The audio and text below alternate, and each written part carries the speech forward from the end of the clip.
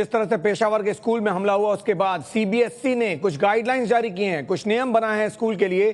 कहा है कि जिससे सुरक्षा पुख्ता कराई जा सके स्कूलों में। सीबीएसई के ये गाइडलाइंस है, सीबीएसई के ये नियम है जो स्कूल के लिए बनाए गए हैं। राजन सिंह एबीपी न्यूज संवाददाता हमारे साथ जुड़े हैं। राजन, क्या कुछ कहा है सीबीएसई ने स्कूलों को?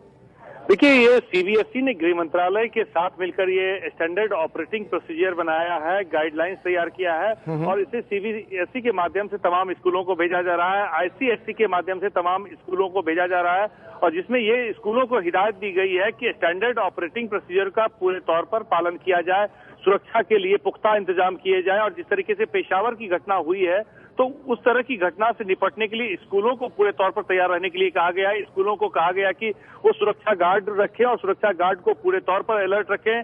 स्थानीय पुलिस के साथ स्कूल में मॉक ड्रिल करें और पुलिस के हिसाब से वहां की सुरक्षा के लिए एग्जिट रूट्स भी बनाएं ताकि अगर ऐसे हालात होते हैं, बंधक बनाए जाते हैं तो सिक्योरिटी एजेंसीज को पहुंचने में वहां पर दिक्कत न हो, पुलिस को पहुंचने पर में दिक्कत न हो। तो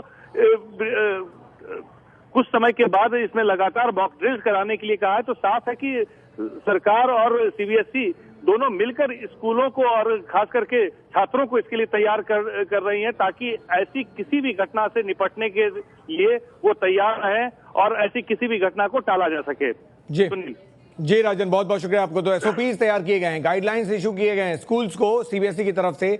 गृह मंत्रालय से बातचीत के बाद ये गाइडलाइंस तैयार किए गए हैं जिसके मुताबिक सुरक्षा ज्यादा पुख्ता होनी चाहिए, ज्यादा सुरक्षा कर्मी होनी चाहिए, कई एंट्री और एग्जिट पॉइंट्स होनी चाहिए जहां से निकला जा सके और स्कूल के भीतर दाखिल हुआ जा सके।